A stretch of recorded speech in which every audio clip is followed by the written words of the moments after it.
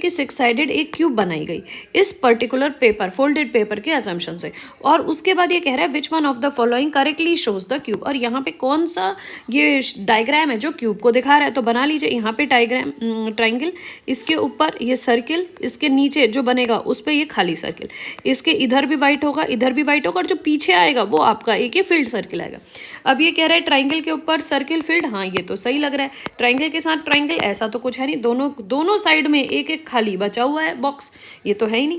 Triangle के इधर भी खाली, इधर ही खाली, बट ऊपर खाली नहीं है, ऊपर सर्किल होना चाहिए, ये भी गलत है। ट्राइंगल के साथ ट्राइंगल, ये भी गलत है। तो only first one is the correct answer. Moving to the question number 5, let P1 and P2 be the two arbitrary prime numbers. तो P1 एंड P2 दुनिया में से कोई भी अज्यूम्ड करके प्राइम नंबर्स लीजिए, ये कहने का मतलब है। Which one of the following statements are correct for all values of P1 and P2। P1 and P2 की कोई भी वैल्यू लीजिए और सबके लिए स्टेटमेंट को करेक्ट होना चाहिए, वो स्टेटमेंट आपका आंसर होना चाहिए।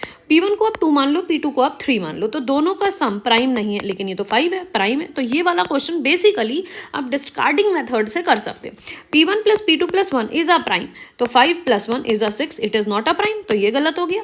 P1 into P2 is what, this is 6, ठीक है। P1 into P2 is 6, 2 into 3 is 6, plus 1 is 7 is a prime.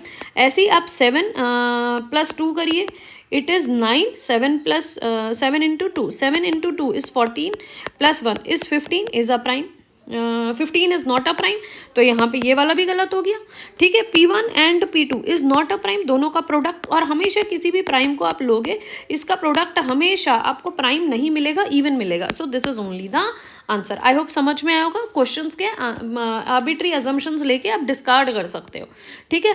Next, based, एक इन्फेरेंस का क्वेश्चन बहुत बार आता है एग्जाम में।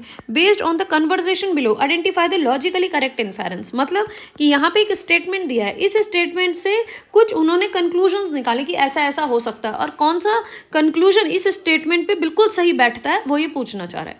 Even if I had known that you are in the hospital I would not have gone there to see you, Ramaiah told Josephine.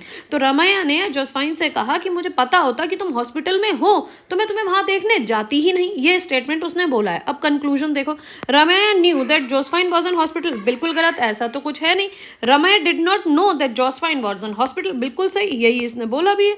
Ramaiah and Josephine were once close friend के बारे में कुछ बताया नहीं, दोनों के बीच में रिलेशन तो इन्फॉर्म ही नहीं किया गया। Josephine was in a hospital, ये भी नहीं बताया गया, है ना। वो तो कही थी कि मुझे पता ही नहीं तुम हॉस्पिटल में हो।